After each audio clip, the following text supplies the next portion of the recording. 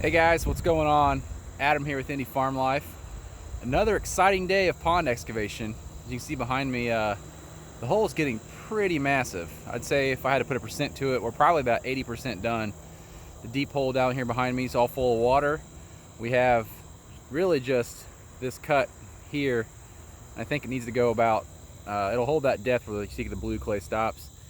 But I think it's about 30 or 40 feet wide going toward that tree line, and then after that, taper it out and be done. So Chris is going to come out here, help me out, and Mike, and I think Mike actually has another helper out here too today, so we should get a lot done.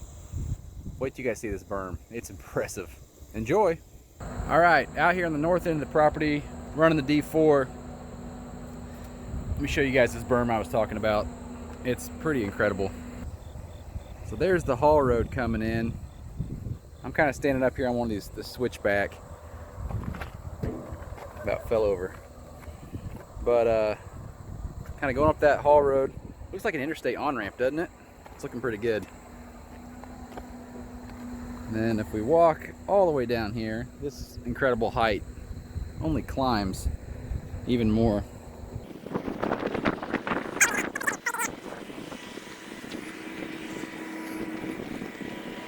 And there's the exit ramp. This thing is massive, guys. And I hear 9 Series Nate coming. I know it's him because he's got it wide open. There he is. Coming down the old dusty trail.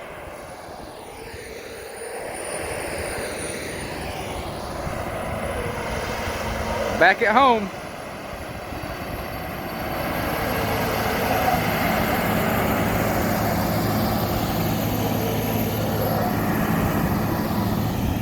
Thanks for that dust cloud there, buddy.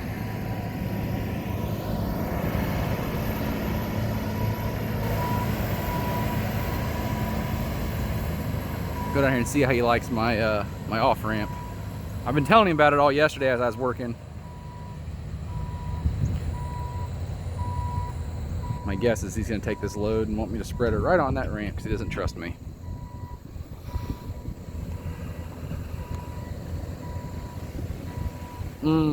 He brought the dust with him. That's awesome. There's lunch.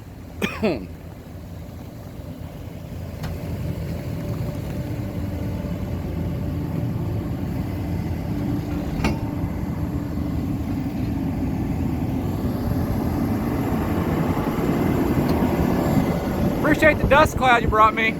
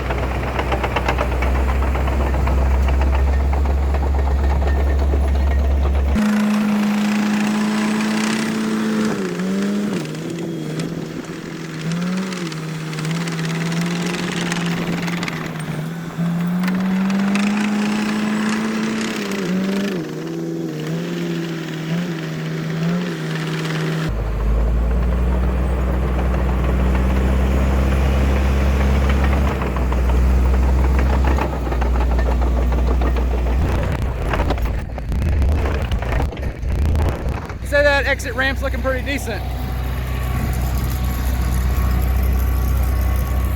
That box blade makes it look really nice, except that we ruin it every time we drive the dozer up down it, pushing a load, but job security. See the old excavator running up there through the trees. Starting to get some height out here for sure. Tell you, Nick's been running that 2520, and obviously not just right here, but everywhere he has been towing that thing around, or towing that box blade around, looks really good. It's crazy to think to have a piece of equipment like that, you know, on a job like this, but actually it keeps the road really smooth, and Chris says that when it's that smooth, he can really move pretty quickly in the 9 series and not be thrown about the cab. So kudos to Nick for eating the dust all afternoon.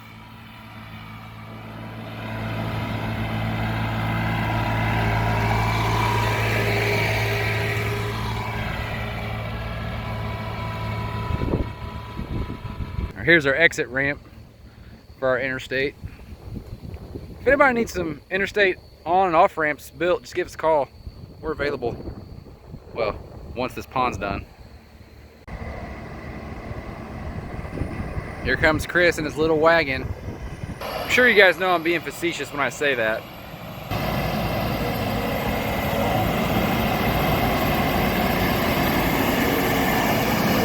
Having just a terrible time today up there in the cab of the 9230. Look out, Nick. Don't get run over.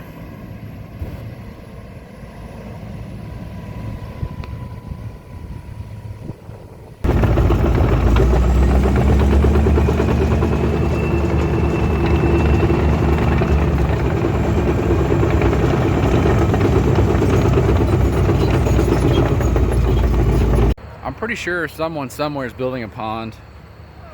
Nick and I are out here just stacking up dirt. I've not been up to the pond in probably, I don't know, 2.5 hours. Here comes my helper behind me. Getting lightheaded climbing this thing. Elevation change. Mostly it's just steep and I'm out of shape.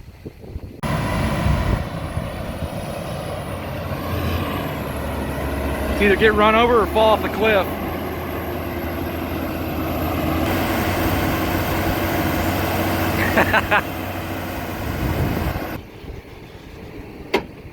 Hello. Please don't fall over. Right. Alright, see you in about 8 minutes. I want to show you guys what's making the dust fly like it is. Look at this stuff. It's like flour out here. So that's why you see in dust clouds fly around whenever the haul truck comes down the road. Lo and behold though, we're still digging a pond up here. Haven't been up here for a couple hours. Man, I want to jump in that. It is hot. Late September. It's scorching out here. Man, it's come a long way.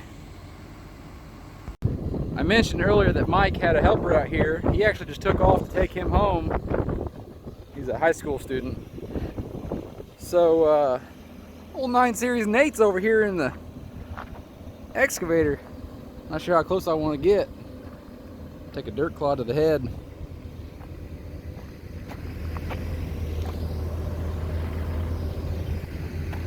This is going to be so much water.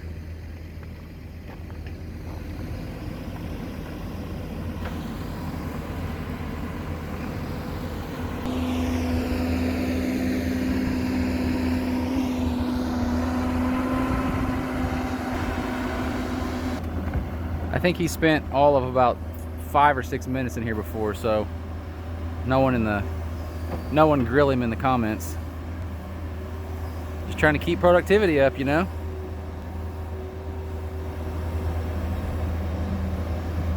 I remember when I first got that backhoe, and that was even way different than that because that's joystick controls up there. But regardless, joystick controls or the levers on the backhoe, it's a learning curve. I got a full bucket. The trick is probably not slamming it into the side of that wagon would be my guess. Is what he would say his biggest fear is. We'll get her done. Still breezy, still dusty. I mean, it's good. for building ponds when it's this dry, but man, that thing's a beast. Said it 100 times, but this is a little methodical and repetitious. Let's cruise up there and see what old Chris is doing. Sorry, environment.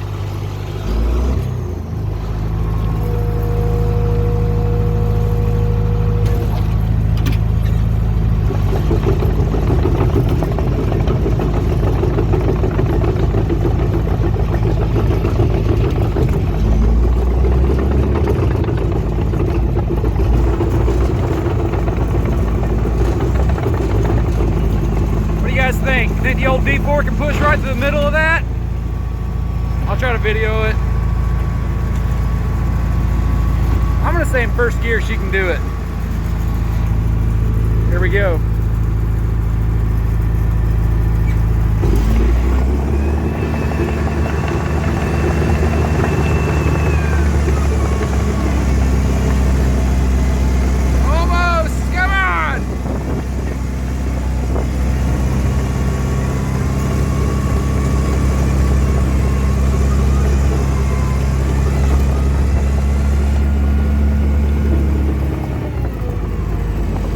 Alright, this is hard with one hand. It did okay.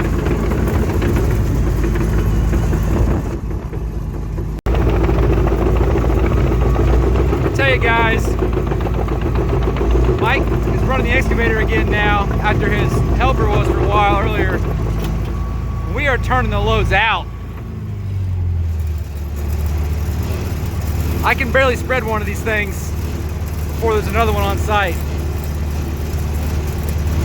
Probably every 6 minutes is my guess. See the excavator up there peeking through the trees. Well-oiled machine right now. It's raised up so high in the middle I can't hardly see when the tractor comes rolling through there.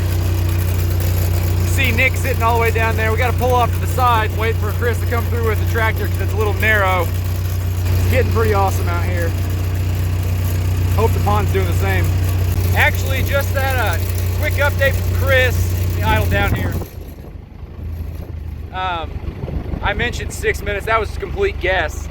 Chris actually just texted me and said we're running about 5.5. He's been timing it on a lap counter and on his phone in the tractor. So out here's looking great, but I haven't had a chance to break away and see what it looks like up there.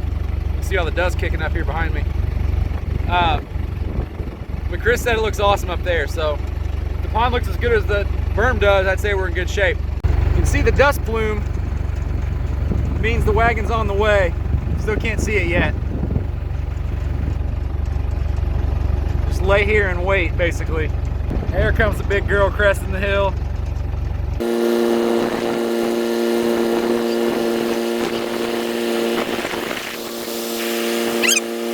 Guys, big problem. Huge problem. The batteries in my dozer headphones. My dozer phones went dead. Got to get some new ones. Still getting after it out here in the north end of the property. Tell you, the berm is really taking shape and it's massive. I only hope the pond's doing the same. See Chris sitting there in the 9230, loading up the wagon, getting some serious height. But it's getting late in the day. I think we're about ready to hang it up, be done for the weekend. I'm sure Mike will be out here early this week working on things. Honestly, I haven't seen the front up there, but my guess is that if he works a few days this week, it might be done come next weekend, so fingers crossed. I'll get you guys a shot of the pond before I cut out of here though. And take a look at that, guys. This thing is all but done. Just need to go from where the excavator's sitting to the left, but behind the excavator, out where he's grading with that dozer right now, is finished. I'd call this the final push. Get it? He's in a dozer. We appreciate you guys hanging with us for another weekend of pond excavation. We're closing in. I think maybe he might even finish it up this week while we're all at work, or close to it anyways. Looking forward to that, and then just needing a whole lot of water. So hope you guys enjoyed the video, if you would, hit that like button, hit that subscribe button, come back and see us, because as soon as this pond is done, we got all kinds of other projects lined up, ready to go. No shortage of action, I promise you. Take care, guys.